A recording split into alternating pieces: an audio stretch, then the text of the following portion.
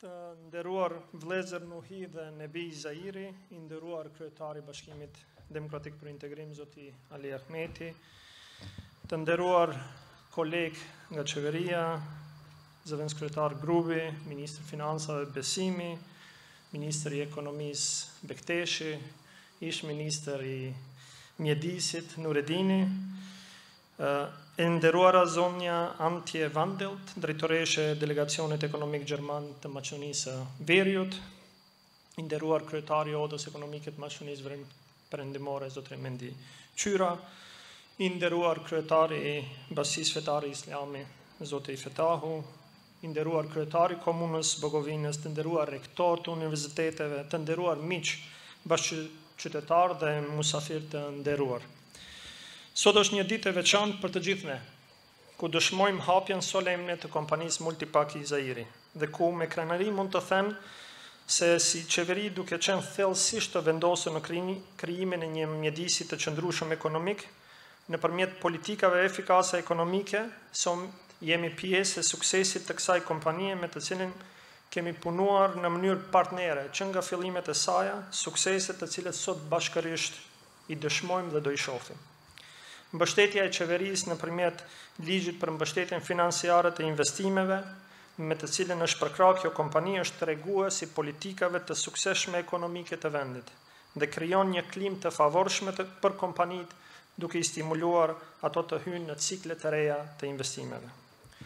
Multipak i Zairi në vitin 2021 nënshkroi marrëveshjen për ndihmë financiare të investimeve, me çrast vetëm për ciklin e investimeve që kjo kompani ka bërë në këtë vit, është përkrahur me një ndihmë financiare prej 47 milion denar, dhe e cila do të vazhdojë deri në përfundimin e plot të projektit të tyre. Intensiteti i përkrahjes shkon në 41% përkrahje financiare të investimit të tyre. Një prej përkrahjeve më të mëdha që ndonjëherë kjo qeveri ka dhënë një kompani vendore.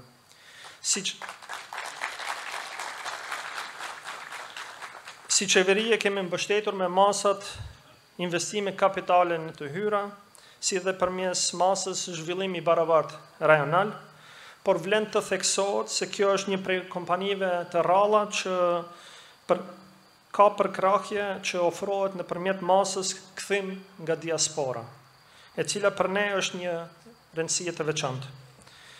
Për ne është e rëndësishme të sigurojmë se të gjitha rajonet kanë të njëjtat mundësi për rritje dhe përparim ekonomik. Në këtë drejtim, qeveria ka marrë masa për zhvillim rajonal të barabartë dhe rezultatet dal nga dal janë të dukshme.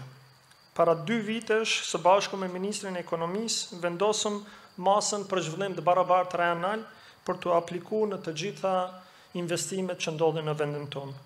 Pasoja e kësaj është që rajoni i Pollogut merr 66% më shumë përkrahje financiare sepsa rajoni i Shkupit. Kjo është mënyra se si zhvillimi barabartë rajonal në vepër duhet përkrahet. Kjo nuk është vetëm një shifër, por një dëshmi e vendosmërisë sonë për të ndryshuar peizazhin ekonomik të vendit tonë dhe për të inkurajuar mundësitë e barabarta për të gjithë qytetarët tanë.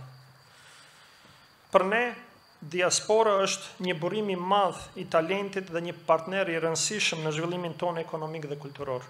Prandaj, është krenari që në këtë investim kemi aplikuar një tjetër premtim të plotësuar, me 15% përkrahje financiare shtesë të ndihmës financiare të kushtuar ndaj kësaj ndërmarrje që vjen nga diaspora. Kjo ndihmë është shprehje për kujdesjes sonë ndaj tyre dhe një ftesë për të thirrur ata të bashkohen me ne në ndërtimin e një të ardhme të ndritur për vendin e tonë. Kjo kompani që hapim sot simbolizon vizionin dhe përpjekjet e përbashkëta të qeverisë, investitorëve dhe komunitetit tonë për të ndërtuar një ekonomi të qëndrueshme dhe të barabartë. Në këtë kompani ne shohim jo vetëm një nismë të suksesshme biznesi, por edhe një fushë frytdhënëse për inovacion, bashkëpunim dhe rritje ekonomike. Me ndihmën e shembujve të suksesshëm si ky që sot jemi prezent, kemi mundësinë të rrisim perspektivat tona për të ardhmen dhe të krijojmë një shoqëri më të drejtë dhe më të zhvilluar. Le të punojmë së bashku për të realizuar potencialin tonë, për të rritur investimet, për të krijuar vende të reja pune, për të krijuar mundësi të kthimit të diasporës që të japin një impakt në rritjen ekonomike të vendit tonë. Në këtë rrugtim nuk do të mungojnë sfidat, por me bashkëpunim dhe determinim jemi të vendosur të triumfojmë. Ju faleminderit.